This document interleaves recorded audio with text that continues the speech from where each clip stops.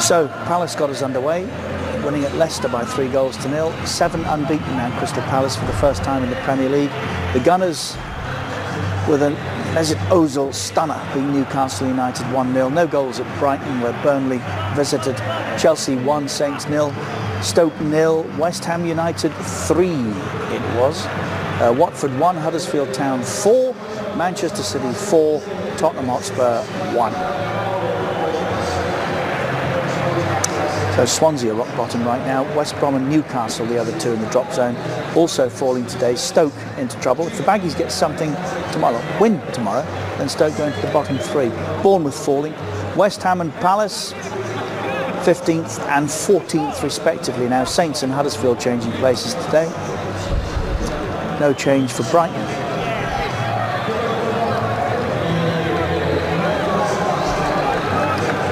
Everton yet to play this weekend. Watford, Leicester, Spurs 7th now, down on the weekend. Liverpool have given up 5th at the moment, but have a chance of course to remedy that as Burnley take 5th. Arsenal have 4th. Top 3, Chelsea, Manchester United, and of course Manchester City, 52 points from 18 played now. West Brom play United tomorrow. We were just saying here, watching that City game, it'll be interesting to see how Manchester United react to that tomorrow. And Liverpool go to Bournemouth, where last year they came badly unstuck. Monday night, it is Everton's turn. They're at home against Swansea City. We're on air at 2200 Mecca. Tony Pulis will be with Andy and myself again. Congratulations to Real Madrid. But we know what he's doing. So it's an example of knowing the laws but not the game. Yeah, a little bit like that. But they got away with that. That was 2 very naughty tackles. But we have to congratulate City once again on another stunning performance. We will, of course, in a moment, as well as looking back on what else has happened in the Premier League today.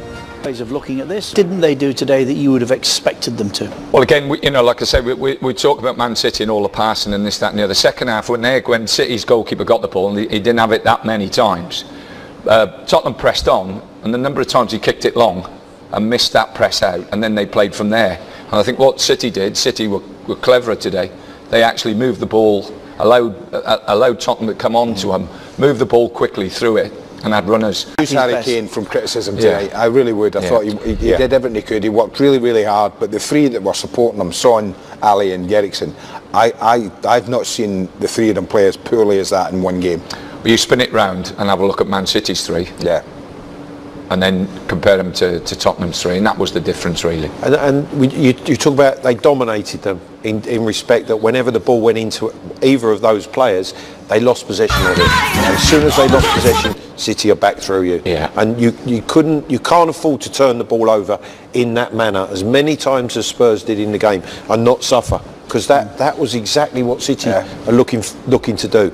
They nullified Spurs' threat and they countered every time Tottenham turned over possession of the ball. Let's go and join Matt Critchley, who's got some reaction for us again. Okay, yes. 1, City, supreme. Tottenham, poor. So let's concentrate on City, Tony, first of all, shall we?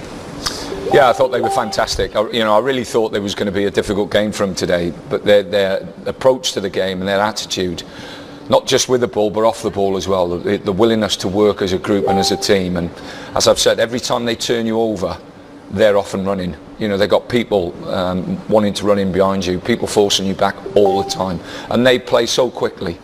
They're a fantastic team, and they've proved again today they're going to take some stopping. I think it was a massive statement. I mean, a massive statement to the rest of the league. That if there was any thought that they're taking the foot off the pedal, or they might be slipping, or this period might just test them, I think they blew all that out the water today. I thought they were terrific. They were magnificent today. As bad as Spurs were, and I have to say I haven't seen it. Yeah, let's leave that out for a moment. Let's just drool over City, shall we? The funny thing is they get a goal from just lack of concentration at the back from Spurs. It's the first corner of the match. They never looked like they had got themselves organised, and they're 1 down against City before they know it. And it was always that set the tone of the game. Yeah, really. Knock Tottenham back and give City a lift. See, that's what Tony's talking about. Harry Kane's miscontrolled the ball. 1 pass straight through the middle, 2 passes there, but 4 passes, and they've got 100 yards. They've got 100 yards and 4 passes. There's 3 players in advance of the ball, so they've got 3 options. The first pass here is forward. So now they're turning Spurs round. And then, again, you look, when the ball's played square, there's 3 players in advance of the ball. So there's 3 options to play into. It's absolutely, it's scintillating football. And that's off that left ankle, which 5 minutes earlier could have been broken. Absolutely, yeah. Amazing. There was a lot of very, very good performances from City players. Yeah. There was a lot of poor performances from Spurs players. But when you see City play in that manner, you can see why they're doing what they are to teams. Again, giving the ball away, dire mistake. A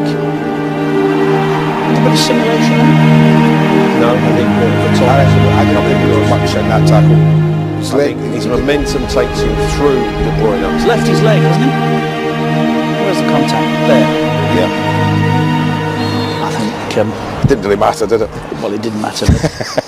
But this is just like Benteke. He hadn't scored for ages, Jesus. They give him a penalty, but at least it's 2-0 when he takes his. And then the follow-up. Yeah, right. Sterling could have had He could have had that trick. He could have 3 or 4. Yeah, he's had a lot of chances. Yeah, it could have 3 or 4. It could have been far worse than the 4-1 scoreline suggests. Well, it could have been 4-1 with Tottenham down to 9, Again, justifiably. Tottenham have an easy position. That was one of the biggest disappointments for me about Tottenham not retaining possession of the ball. And again, look at the run of Sane in front of the ball, in advance of the ball. Turn it over, play forward and run forward. Again, 3 players in advance of the ball. The ball's played forward. Sterling does really well in that situation for me. He just checks his run to stay level to score his goal. Forward ball, yes, it's a mistake, but stretching people, getting behind defenders. And this was another one that came from Tottenham having possession in the last third. Tony, let's deal with Tottenham then now. What started, Clive, have they? No, they haven't, Richard. They've played too deep. They've not moved the ball forward quick enough. They've invited the pressure on. City in possession have been at times devastating, and it has been Spurs' performance of recent weeks, and unfortunately you can't play against Manchester City in that way, and they've paid a price. And they've paid a price in I think a really poor way, conceding the goal at a corner. The importance of set pieces, eh, Tony? Yeah, Son just switches off, to be honest, and I don't think Ali covers himself in much glory there as well. You know, if he's looking after that space, looks as though he has to look after that space. He's got to attack that ball. But I just think the whole game revolves around Tottenham's attitude, their attitude to want to play off the goalkeeper, their own goalkeeper, has forced Man City on top of them. And once City get that ball in your half of the pitch, they've got players who win the game. Yeah. You've got Ali, you've got Song, you've got Eriksen. You've not seen them hardly at all. So what are you saying? Just get it launched quicker? I don't think you want to launch it. I just want to play some quality into Kane. I think I feel sorry for Kane. He's up there by himself. We've got a game where City are playing forward and running forward. Tottenham are playing backwards, square sidewards. Yeah. I don't know whether they're trying to prove a point that they can play as well as Man City, but it's not doing them any favours at all. They're the top team, Tottenham, and they're excellent when they go forward. But in this first half, they've done nothing but try and play backward, square and sideways. Point of interest. There's so much to squeeze in here. Point of interest. Was this a push? Yes. And should it have been a penalty? Well, I know what you're going to say, because this is Craig Pawson, the referee, who gave a push on Calvert-Lewin in the Merseyside derby against Lovren. And he laughs that one off, but that is a push. The only difference for me is that Mangala does him a favour, Danny Rose, by staying on his feet. Now, had he fallen to the ground, it might well have made Craig Pawson take a different view of it, but you cannot do that in the penalty area. The point you make is correct. It's Craig Pawson. It's the same referee that gave this one last week, which was contentious for Jurgen Klopp. That's less of a push than Danny Rose's. Danny Rose, and I thought that was a penalty. Danny Rose has used 2 hands. Yes, Lovren makes contact with Calvert-Lewin, but immediately he goes down. If Mangala falls forward and that ball goes over his head, Craig Pawson's got a big decision to make. Massive decision. Yeah. Massive decision. But the one thing which is about Spurs, when you look at the stats as well, Richard, they'll say that it's almost 50-50.